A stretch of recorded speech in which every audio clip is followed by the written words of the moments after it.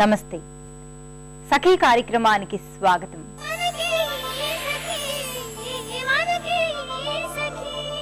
పరీక్షలు అయిపోవడం అంటే పిల్లలకే కాదు పెద్దవాళ్ళకు కూడా తలమించి 100 కిలోల బరువైన వస్తువేదో తీసి కింద పెట్టినంత హాయిగా తేలిగ్గా ఉంటుంది.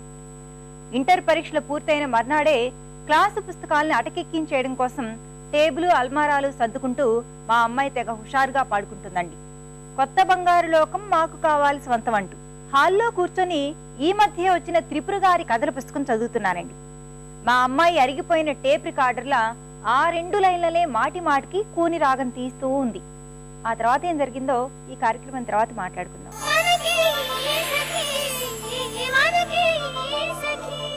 నమస్కారం. చూడండి చేయండి కార్యక్రమానికి స్వాగతం. సీషెల్స్ తో డెకరేటివ్ పీసెస్ ని నేర్పిస్తానంటున్నారు ఇందిరామూర్తి గారు. మరి నేర్చుకుందామా? నమస్తే అండి ఇందిరా గారు. నమస్తే అమ్మా.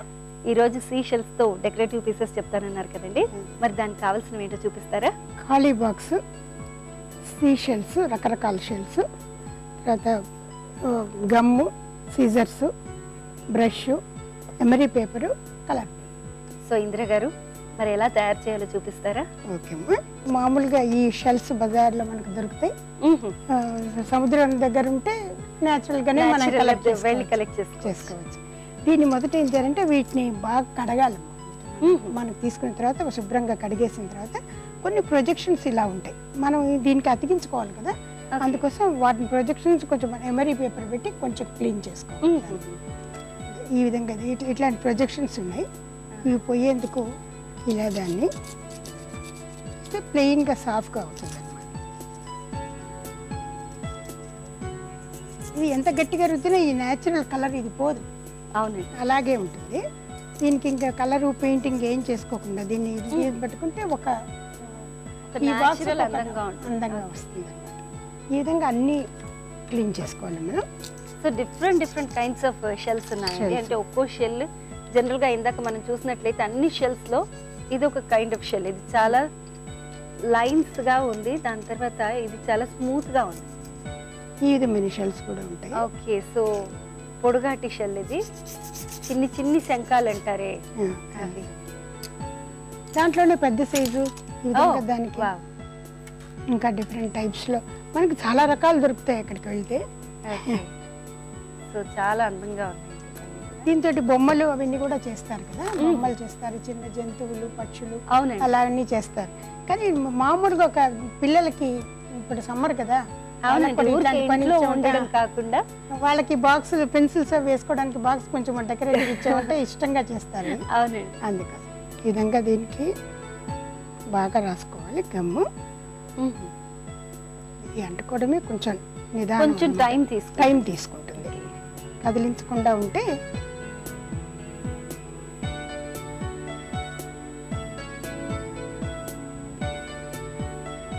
సో ఈ షెల్ షేప్ కూడా కొంచెం డిఫరెంట్ గా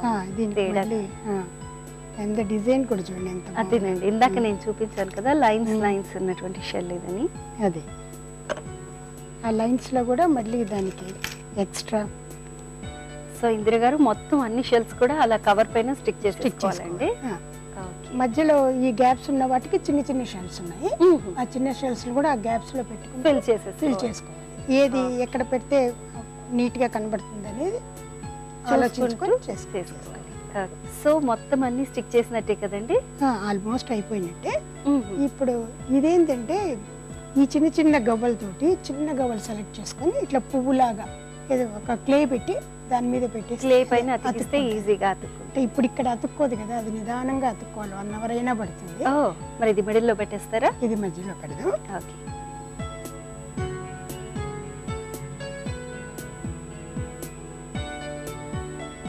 ఓకే, సో ఈ విధంగా మొత్తం ఇంకొక 10 నిమిషాలు అయితే ఇలా మూత తీసుకుంటాం, బాక్స్ అందంగా కనబడుతుంది.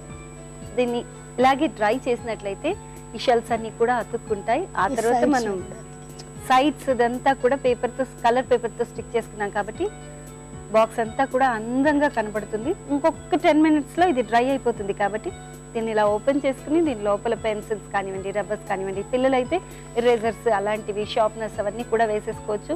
ఎప్పుడైనా చిన్ని గ్రీటింగ్స్ ఎవరైనా ఇచ్చారనుకోండి ఫ్రెండ్స్, అవి కూడా ఇలాంటి బాక్స్ లో దాచుకుంటే ఇంకా బాగుంటుంది. సో సమ్మర్ కదా, పిల్లలందరూ ప్రిపేర్ చేసుకోవచ్చు, చాలా ఈజీ. అందులో ఏమి టెక్నిక్ ఏమీ లేదు, ఊరికి అతికించుకోవడం, ఎక్కడ ఏది పడుతుందో చూసి. ఓకే, జస్ట్ ఒక ఐడియా కింద. ఓకేనండి. ఇందిరామూర్తి గారు, ఇలాంటివి ఏమైనా ఇంకా తయారు చేసినవి ఉన్నాయండి? ఇంకా ఉన్నాయమ్మా, ఇంట్లో చేసినవి చూపిస్తాను. ఇదిగోమ్మా ఈ బాక్స్ మామూలుగా కార్డ్బోర్డ్ బాక్స్ ఇది. దానికి ఇది అంటించిన తర్వాత ఎంత రిచ్ లుక్ వచ్చిందో చూడు. వావ్. సో ఇందులో ఏవైనా చక్కగా పిల్లలు, ఆడపిల్లలు అయితే ఇయర్ రింగ్స్ కానివ్వండి, రింగ్స్ కానివ్వండి, అలాంటివి ఫింగర్ రింగ్స్ కానివ్వండి, అలాంటివి పెట్టుకుంటే చాలా బాగుంటుంది. చూడడానికి కూడా చాలా అందంగా ఉంది. సో ఇవన్నీ డిఫరెంట్ షెల్స్ అండి. అలాగే ఇక్కడ చిన్ని శంఖాలు ఉన్నాయి, ముత్యపు చిప్పలు, చిన్ని సెల్స్ కూడా ఉన్నాయి, చాలా బాగున్నాయండి.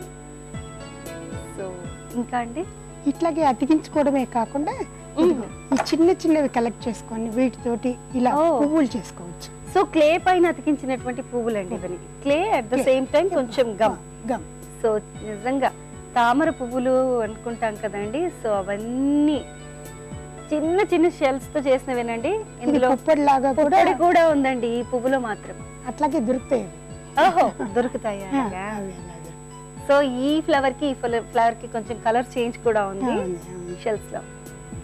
చాలా బాగున్నాయండి, ముద్దుగా ఉన్నాయి. తర్వాత ఇది వాల్ హ్యాంగింగ్ లాగా రౌండ్. సో సరస్వతి మాత వీణను పట్టుకుని చక్కగా కూర్చున్నారు హాయిగా. తర్వాత చిన్ని శంఖాలు ఇవన్నీ కూడా, తర్వాత కొంచెం ముత్యపు చిప్పలు, ఇవన్నీ కూడా షెల్స్ అండి. సో ఇన్ బిట్వీన్ గ్యాప్స్ ఏవైనా ఉంటే మళ్ళీ చిన్నవన్నీ కూడా అతికించేశారు. సో ఇది నిజంగా వాల్ హ్యాంగింగ్ చాలా బాగుంది. ఇలాగే ఇంట్లో హ్యాంగ్ చేసుకుంటే ఎంత ముచ్చటగా ఉంది. ఫైనల్ గా దాని మీద వార్నిష్ చేస్తే కొంచెం షైనింగ్ వస్తుంది. ఓకే, సో అంతా చేసిన తర్వాత కొంచెం వార్నిష్ తర్వాత బాగా ఎండిపోయిన తర్వాత ఇవన్నీ అతికిన తర్వాత అప్పుడు వార్నిష్ చేస్తే షైనింగ్ వస్తుంది. ఓకే, చాలా బాగున్నాయండి. ఇందిరామూర్తి గారు, నిజంగా క్రియేటివిటీ అనేది ఉంటే ఏ వస్తువునైనా కూడా ఎంతో అందంగా మలచొచ్చు అని చూపించారు.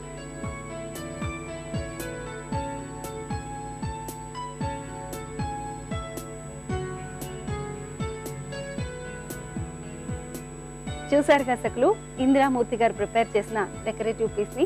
చాలా ఈజీ కదండి నేర్చుకోవడం కూడా. సరే, మరి మీరందరూ ప్రిపేర్ చేస్తారు అని అనుకుంటున్నాను. ఇందిరామూర్తి గారు, చాలా చక్కటి ఐటమ్ ని నేర్పించినందుకు థ్యాంక్ యూ సో మచ్ అండి.